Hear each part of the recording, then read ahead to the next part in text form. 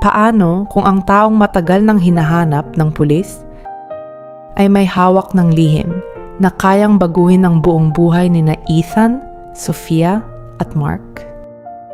At paano kung ang tunay na kaaway ay mas malapit kaysa sa kanilang inaakala?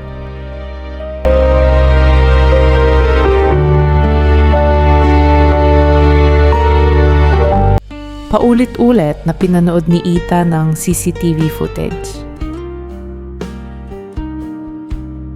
Kitang-kita ang lalaking kumuha ng sobre. Agad niya itong ipinakita sa isang pulis. Biglang nagbago ang ekspresyon ng opisyal.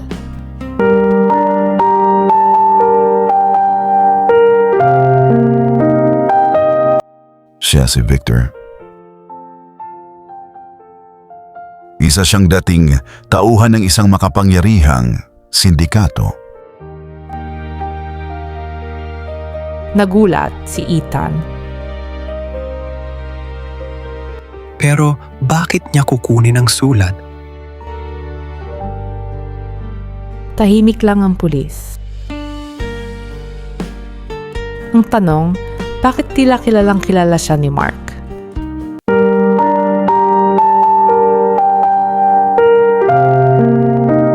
Samantala, mag-isang pumunta si Mark sa isang lumang bodega. May naghihintay na lalaki sa loob. Si Victor. Tahimik silang nagkatitigan.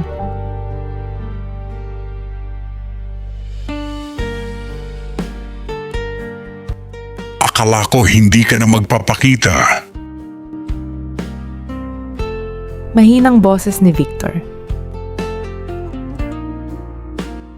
Hindi ko hahayaang masaktan sina Sofia at Ethan. Ngumiti si Victor. Huli na ang lahat.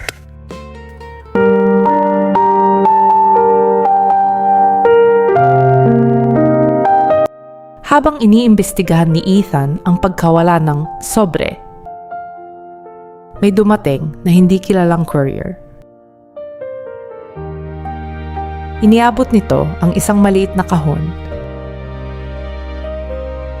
Nang buksan niya ito, naroon ang lumang litrato. Ngunit wala pa rin ang sulat. May nakadikit na maikling mensahe. Hanapin ninyo ang katotohanan sa lumang bahay sa San Isidro. Napatingin si Ethan kay Sofia. Mukhang pareho nilang alam na ito na ang susunod nilang pupuntahan.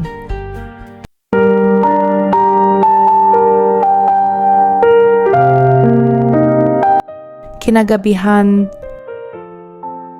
dumating sina Ethan at Sofia sa isang lumang bahay. Tahimik ang paligid. Habang papasok sila, may narinig silang mahinang yabag sa ikalawang palapag. Dahan-dahan silang umakyat. Ngunit pagdating nila, wala silang nadatnan. May nakita lamang silang lumang music box na kusang tumutugtog. Nagkatinginan silang dalawa. May taong nagmamasid sa kanila mula sa bintana.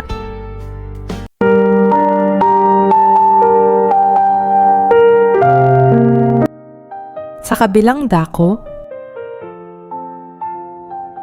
nagdesisyon si Mark na sabihin na ang buong katotohanan. Pumunta siya sa ospital upang kausapin ng ama ni Sofia. Ngunit pagdating niya, wala na ito sa kanyang silid. May isang nurse ang lumapit.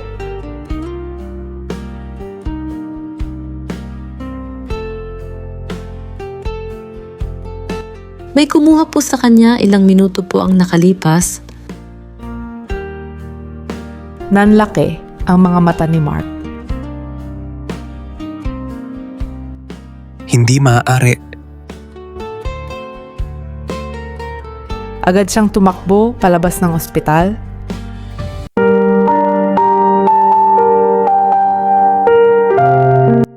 Habang nasa lumang bahay sina Ethan at Sofia, may bumukas na lihim na pinto sa likod ng lumang aparador. Sa loob, may isang kahon na puno ng mga lumang dokumento. Ngunit bago nila ito mabuksan, may malamig na boses silang narinig mula sa dilim.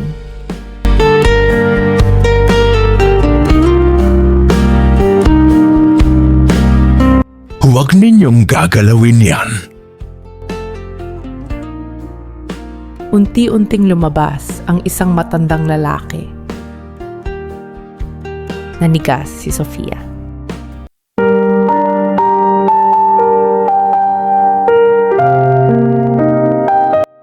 Ikaw?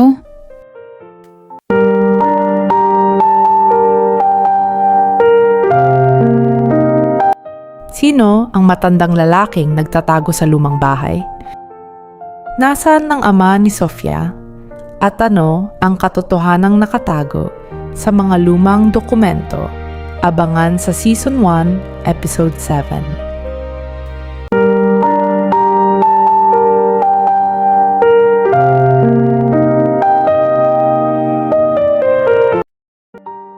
Sang matandang lalaki ang biglang lumitaw sa harap ni Ethan at Sofia.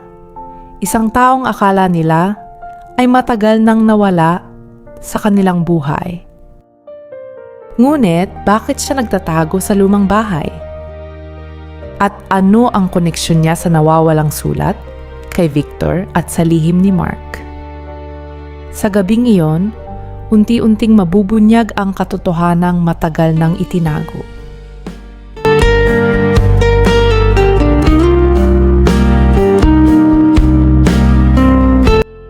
Nakatayo sina Ethan at Sofia sa harap ng matandang lalaki.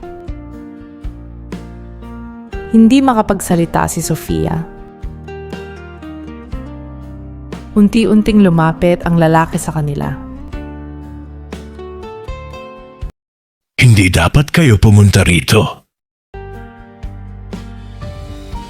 Nanginginig ang boses ni Sofia. Pero ikaw, Napatingin siya kay Ethan. akala ko patay ka na. Tahimik ang lalaki. Marami ang gustong maniwala na patay na ako. Napakunot-no si Ethan. Sino ka? At bakit nasa iyo ang mga dokumentong ito? Saglit na tumingin ang matanda sa kahon. Dahil ako ang nakakaalam ng buong katotohanan. Biglang may narinig silang sasakyan sa labas. Napalingon ang matanda sa bintana. Wala na kayong oras. Umalis kayo rito ngayon.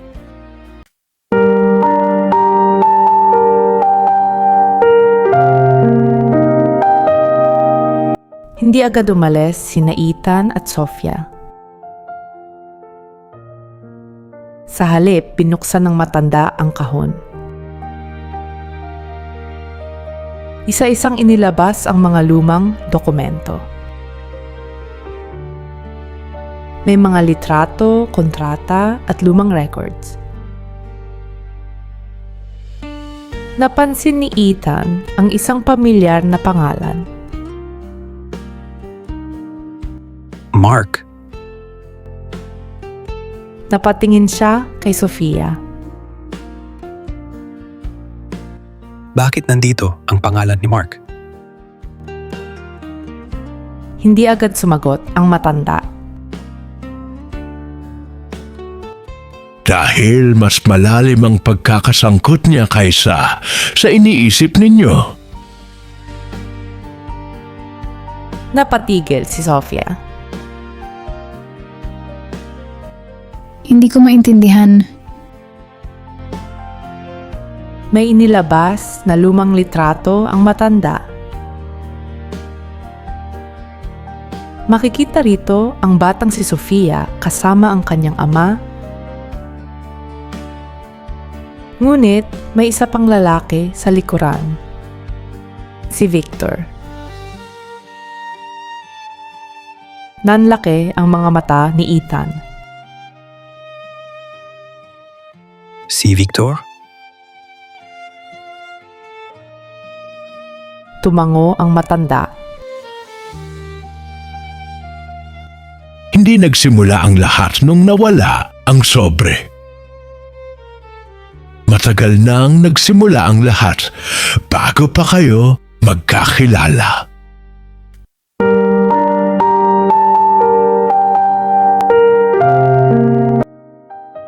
Samantala,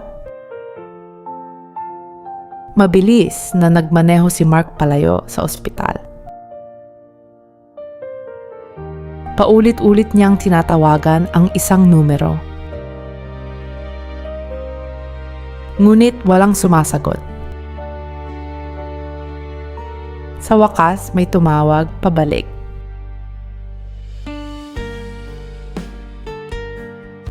Mark. Napahawak siya sa manibela. Nasaan siya? Tahimik ang kabilang linya. Hindi ko alam. Pero sinabi mong ligtas siya. Huminga ng malalim si Mark. Hindi pwedeng malaman ito ni Sofia. Biglang nagbago ang tono ng kausap niya. Mark, panahon na para sabihin mo sa kanila ang lahat. Napapikit si Mark. Kapag sinabi ko ang katotohanan, maaring mawala sa akin si Sofia. Matapos ang tawag, inilabas niya mula sa kanyang bulsa ang isang lumang litrato. Sa likod nito ay may nakasulat na address. San Isidro? Napatingin siya sa direksyon ng lumang bahay. Hindi ako pwedeng maunahan.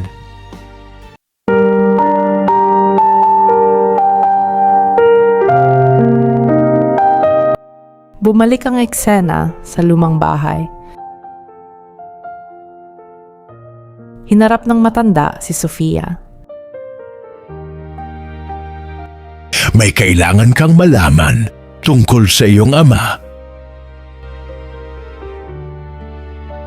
Agad siyang lumapit. Nasaan ang tatay ko?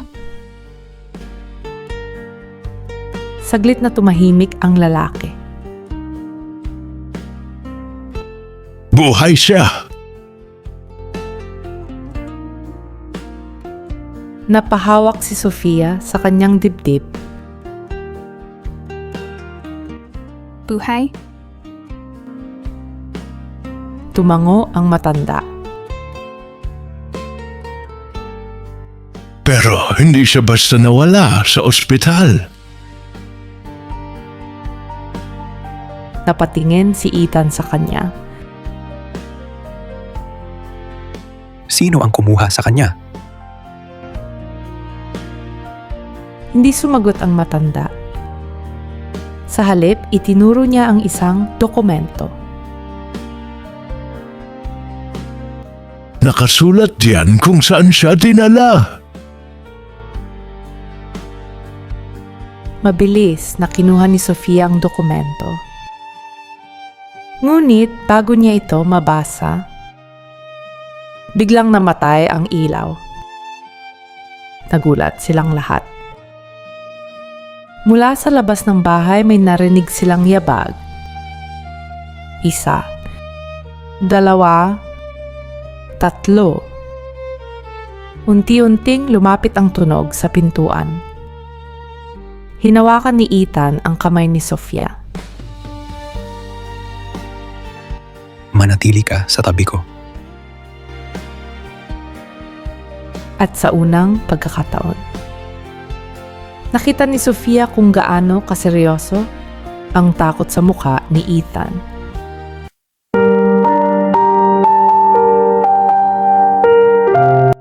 Biglang bumukas ang pintuan. Pumasok si Mark. Mark? Nagulat si Sofia. Mabilis na lumapit si Mark. Kailangan nating umalis. Ngunit bakit?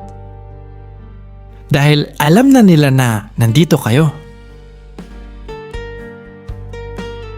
Napatingin si Ethan kay Mark. Sino ang tinutukoy mong sila? Hindi agad sumagot si Mark. Napatingin siya sa matandang lalaki.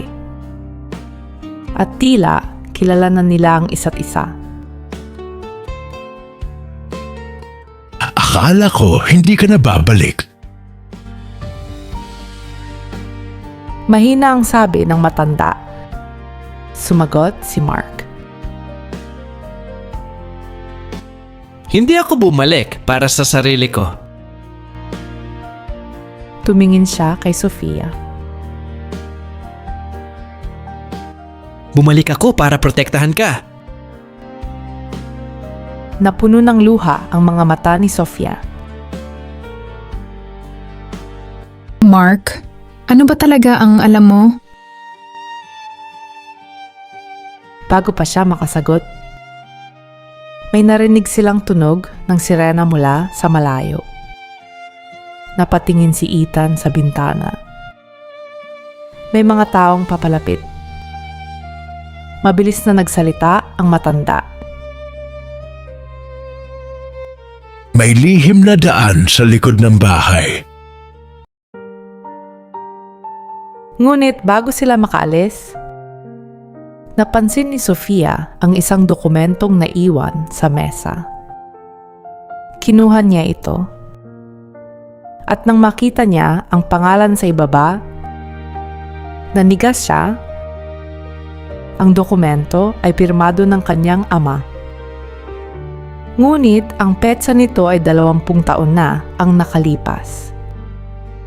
At ang nakasulat sa ibaba ay isang pangalang hindi niya kailanmang inaasahang makita.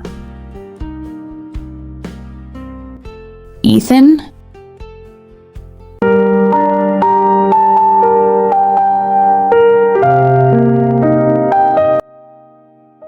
Bakit nakasulat ang pangalan ni Ethan sa isang dokumentong ginawa 20 taon na ang nakalipas? Ano ang tunay na koneksyon ng kanyang pamilya sa ama ni Sofia? At bakit tila alam ni Mark ang lahat, ngunit patuloy pa rin siyang nagsisinungaling? Sa susunod na episode, isang lumang alaala ang magbubunyag ng katotohanang maaaring tuluyang maghiwalay kina Ethan at Sofia.